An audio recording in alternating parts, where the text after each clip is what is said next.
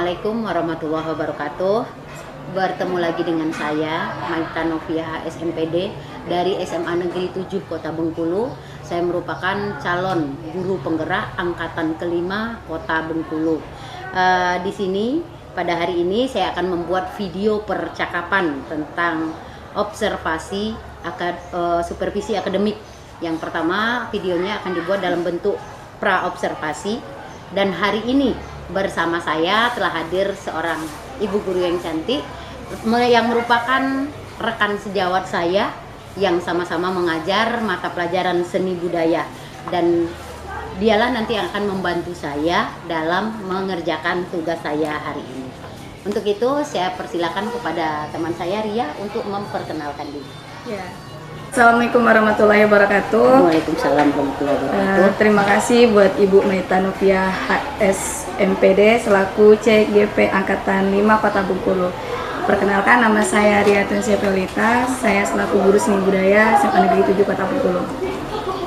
Terima kasih ya Ibu Ria. Ya. Kita mulai percakapannya ya. Baik. Selamat siang Ibu Ria. Selamat siang, Bu. Apa kabarnya? Alhamdulillah baik. Ya, alhamdulillah.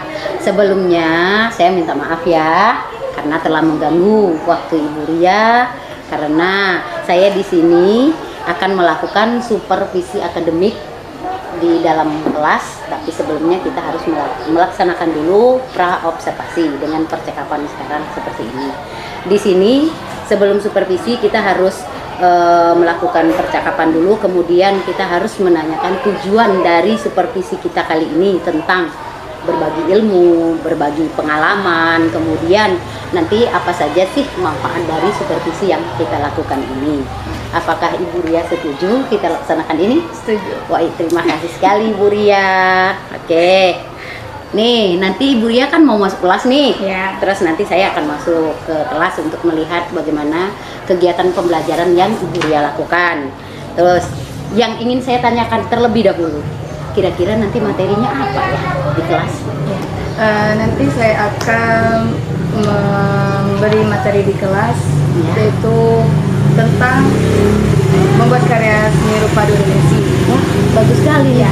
Ya. Contohnya itu membuat karya 3 dimensi, membuat pakaian adat Bengkulu, tapi pakaian adat tarian wanita, tarian sekali. persembahan yang di Kota Bengkulu. Sangat menarik menurut saya ini. Nah, jadi artinya Ibu Ria berusaha untuk melestarikan melestarikan budaya tradisional yang ada di Provinsi Bengkulu, khususnya Kota Bengkulu. Oke, ini keren sekali menurut saya. Jadi kalau kita pikir ya, ini sesuai dengan apa yang sudah digadang-gadangkan oleh pemerintah. Kira-kira apa ya yang digadangkan oleh pemerintah itu tentang melestarikan budaya tradisional kita itu? Mungkin yang selalu yang digadang-gadangkan itu mengenali potensi siswa dengan menanam rasa cinta budaya daerah sendiri pada masing-masing siswa. Oh, menggali potensi siswa. Ya, keren sekali ya. Ya, saya sangat setuju sekali. Besok kita akan supervisi di kelas Ibu Ria. Kira-kira di kelas berapa ya Ibu? Besok di kelas 11 MIPA 4. Oh, di MIPA 4 ya. Oh, artinya Ibu ngajar di kelas 11 ya? Ya, semuanya kelas 11. Kira-kira langkah-langkah pembelajaran apa yang akan Ibu Ria lakukan di dalam kelas nantinya? Kalau berdasarkan RPP, saya sudah membuat yaitu melakukan kegiatan pendahuluan. Ya. Seperti biasa, siswa mengucapkan salam, guru menjawab salam, mengabsen siswa, kemudian melakukan apresiasi kepada siswa. Apresiasinya juga. Yaitu kegiatan eksplorasi di mana guru menjelaskan materi pokok pembelajaran. Oh iya. Itu tentang materi 2 dimensi, 3 dimensi tadi. Kemudian saya akan membagi siswa dalam bentuk kelompok. Oh, jadi kerjanya dalam bentuk kelompok ya? Kemudian nanti akan ada juga tanya jawab antara siswa dan guru. Selanjutnya ada satu kegiatan kolaborasi atau elaborasi. Siswa mendengarkan penjelasan dari saya. Saya melakukan tanya jawab kembali. Kemudian ada kegiatan konfirmasi, yaitu memberi simpulan atau materi yang sudah saya ajarkan.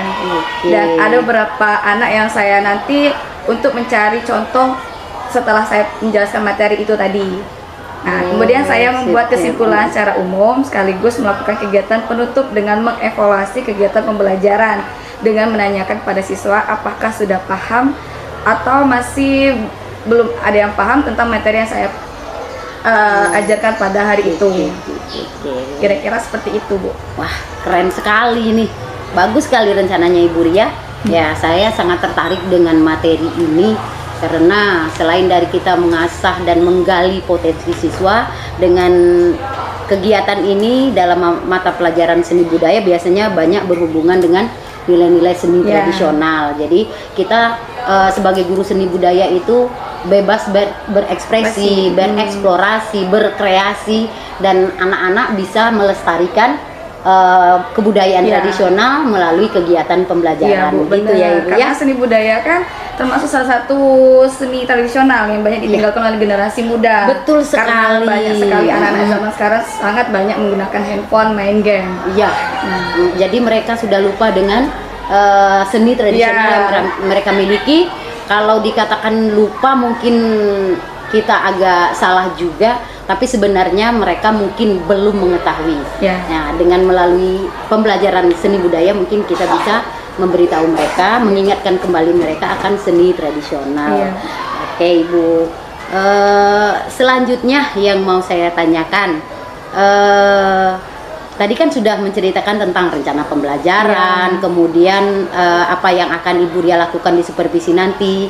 Kira-kira ketika melaksanakan proses pembelajaran di kelas, kira-kira akankah mungkin timbul suatu permasalahan atau kendala atau hambatan kira-kira menurut Ibu Ria sebelum kita masuk kelas? Apakah ada hambatan yang mungkin akan muncul gitu ketika melakukan pembelajaran? Mungkin ada salah satu siswa yang bingung. Oh iya, bisa. Karena kebanyakan siswa belum tahu. Jadi kita ngulang lagi bertanya pada siswa. Mungkin ada Bu yang mungkin semuanya nggak sebagian siswa yang paham kan, tapi selalu kita memberi ulasan terus motivasi supaya mereka mengingat kembali. Jadi intinya di sini mungkin nanti ada siswa yang kurang fokus, nanti kita kembalikan fokusnya. Begitu ya. Memang itu suatu kendala dalam pembelajaran yang umum. Pada umumnya hampir semua guru mata pelajaran mengalami hal yang sama, saya rasa ya Ibu ya. Oke, kemudian ternyata banyak juga kendala-kendala lain yang mungkin akan kita tahu bahwa mereka biasanya akan merasa kurang fokus itu karena mereka ngobrol dengan teman di sebelahnya, atau mungkin mereka belajar dalam keadaan lapar, belum sempat sarapan, jadi susah untuk konsentrasi. Nah, inilah tantangan untuk guru memfokuskan kembali siswa agar fokus ke materi pembelajaran yang kita ajarkan. Oke, mungkin nanti rencana kita di kelas kira-kira untuk mengatasi masalah-masalah tersebut, apa yang bisa Ibu Ria lakukan agar mereka fokus kembali ke materi yang akan Ibu berikan. Ya, mungkin nanti saya rencana dalam kelas itu dengan bagi siswa dalam bentuk kelompok. Kemudian dalam bentuk kelompok yang tersebut nanti saya akan beri tugas dan tanggung jawab masing-masing sesuai kemampuannya masing-masing. Berarti harus pemetaan kemampuannya. Jika mereka masih merasa kesulitan, maka mereka boleh bertanya kepada teman satu di antara yang lainnya. Jadi teman-temannya boleh mengajari teman yang lain juga. Ini biasanya biasa berkolaborasi, terus kita sebut dengan ada namanya teman membantu. Teman ini biasanya kita sebut dengan istilah tutor sebaya. Jadi dia saling membantu. Interaksi Jadi terkadang kan ada siswa yang malu untuk bertanya dengan guru, tapi ketika temannya yang menjelaskan dia lebih paham. Bagus sekali itu Ibu Ria, strategi yang sangat bagus sekali, mantap. Oke, bagus Bu Ria. Sudah banyak aspek pembelajaran yang sudah bisa dibuat di RPP sendiri. Sekarang Ibu Ria sudah merencanakan strategi pembelajaran dari solusi permasalahan-permasalahan yang muncul. Apa kira-kira ya? Strateginya? Strategi pembelajaran. Semoga setelah ini saya menjadi guru yang lebih baik. Amin. Dan tentunya saya berharap saya akan menjadi guru yang lebih kreatif, berpotensi. Saya juga terus belajar untuk menjadikan pembelajaran yang menuntun siswa supaya mewujudkan tujuan pembelajaran tersebut. Bagus sekali tujuannya Ibu Ria. kita selaku guru memang harus bisa mewujudkan tujuan pembelajaran yang telah kita buat, dan kita tetap harus berpihak pada murid. Oke, baik, mungkin sampai di sini dulu percakapan kita yang pra-observasi. Nanti kita bisa masuk ke kelas ya Ibu Ria, sebentar ya Ibu Ria ya, untuk melakukannya. Dan untuk itu sampai di sini saya ucapkan terima kasih banyak dulu. Nanti kita ketemu lagi di kelas, oke? Assalamualaikum. Salam.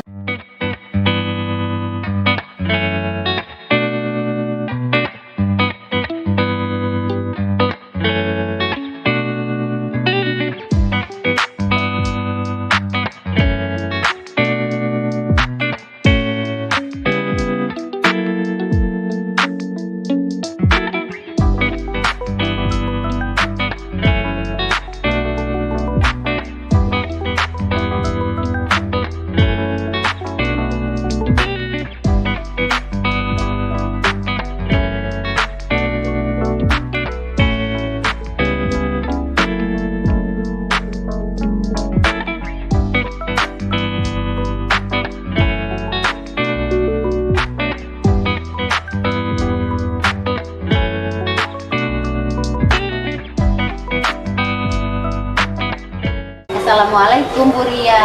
Waalaikumsalam warahmatullahi wabarakatuh. Ibu Maita. Selamat siang. Sayang Ibu. Apa nih kabarnya siang ini? Alhamdulillah. Campur aduk Bu. Ya, kok bisa campur aduk ya? Iya gugup tadi waktu di kelas. Oh, itu mah biasa. Karena kita biasanya kalau kita ngajar kan tidak ada yang ya. Nah, kalau tadi kan saya yang sedang supervisi akademik. Nih, tadi kita sudah melaksanakan supervisi akademik di kelas. Nah, biasanya kalau selesai supervisi itu biasanya kita mengadakan evaluasi atau refleksi tentang kegiatan yang kita laksanakan tadi. Terus kita juga harus memperbaiki tentang proses pembelajaran yang telah kita laksanakan. Ya. Baik Bu Ria. Bu Ria tadi sudah melakukan pembelajaran berdasarkan RPP yang Ibu Ria buat, mulai dari kegiatan pendahuluan, ada kegiatan inti, kemudian ada kegiatan penutup. Nah, terus ini apakah langkah-langkah dalam RPP yang sudah Ibu Ria buat itu kira-kira sudah Ibu Ria laksanakan secara rinci atau sesuai dengan RPP yang sudah dibuat itu? Kira-kira gimana? Ya, kalau dilihat dari berdasarkan RPP, saya sudah melakukannya dengan baik, dengan langkah-langkah yang sesuai dengan RPP, mulai dari langkah pembelajaran sampai pada strategi yang saya lakukan sudah selesai. Cuma tadi saya ada beberapa kendala, sehingga proses penilaian anak tadi tidak bisa saya lakukan. Terus tadi ada anak diminta untuk menyampaikan pendapat tentang yang seni rupa domestik tersebut. Ada anak-anak seperti anak yang malu-malu gitu. untuk menyampaikan pendapatnya, mungkin karena dia gugup atau gimana kan. Kira-kira selain itu ada lagi nggak? Yang paling jadi kendala bagi saya adalah mungkin ketika anak-anak sulit untuk diminta menyampaikan pendapatnya, kita harus membujuk mereka agar mau menyampaikan pendapat mereka, sehingga membuat banyak waktu yang tidak terbuang gitu. Makanya waktunya harus penilaian tadi waktunya menjadi kurang. Ya, memang kita terkadang terkendala di kelas itu masalah waktu. Pertama kita harus membujuk siswa, ayo. Nah, mereka mengulur waktu, akhirnya waktu kita tidak mencukupi sampai akhirnya kita tidak bisa melaksanakan evaluasi. Itu biasanya. Oke, terus tadi Ibu Ria juga melakukan pembagian kelompok, saya lihat tadi itu. Terus menggunakan strategi tutor sebaya. Jadi kenapa Ibu Ria bisa menggunakan tutor sebaya itu, alasannya apa Bu? Oh iya, karena menurut pendapat saya bahwa dengan memakai tutor sebaya akan memudahkan kita dalam mengidentifikasi kemampuan masing-masing siswa. Karena siswa kita dijadikan tutor itu lebih mengetahui kemampuannya teman, sama teman, karena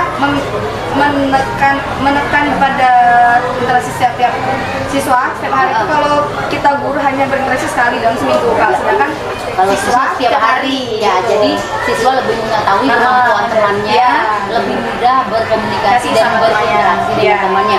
Betul sekali. Iya. Namun strategi ini apakah sudah maksimal terlaksana atau bagaimana? tadi di kelas sudah maksimalkah? Strateginya sudah lumayan maksimal karena beberapa siswa juga ada yang COVID. Nanti saya akan berusaha untuk memaksimalkannya. Oke, itu rencana ke depan ya, langkah selanjutnya kita akan mengatasinya. Oke, terus rencana ke depannya untuk menanamkan nilai semangat agar siswa semangat belajar, itu kira-kira bagaimana solusinya menurut Ibu Ria? Kalau rencananya saya ke depannya, saya akan menanamkan, menumbuhkan semangat mereka untuk siswa yang saya jadikan tutor sebaya tadi, untuk memotivasikan dan semangat juga agar mereka selalu semangat untuk jadi tutor sebaya bagi teman-teman di kelas maupun di luar kelas. Oke, bagus sekali rencana Ibu Ria. Nah, sekarang yang saya mau tanyakan, kira-kira bagaimana perasaan Ibu Ria setelah mengikuti kegiatan supervisi akademik ini?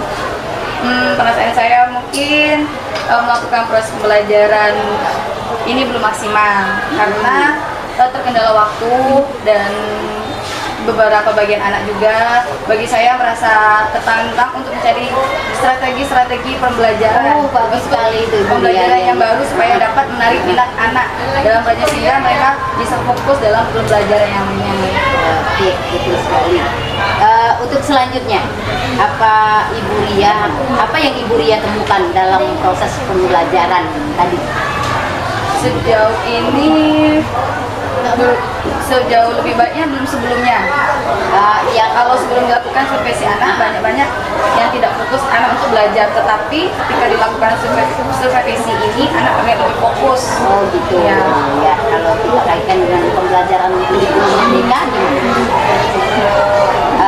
karena kan kurikulum merdeka itu kan berpihak pada murid, kemudian murid bebas menunjukkan apa kemauannya.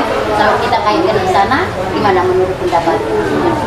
Kalau saya belum mencoba dengan pelajaran kurikulum merdeka, bahwa kemampuan berkolaborasi itu sangat diperlukan. Iya. Saya juga bisa melatih kemampuan berkolaborasi saya dan saya juga harus menetapkan pada siswa bahwa kegiatan berkolaborasi itu sangat penting. Ya, makanya saya harus membuat kegiatan siswa dalam bentuk kelompok. Ya, betul sekali. Di dalam kelompok siswa akan menjadi mandiri, kreatif, dan bisa mengikuti kegiatan pembelajaran dengan tutor sebaya tadi.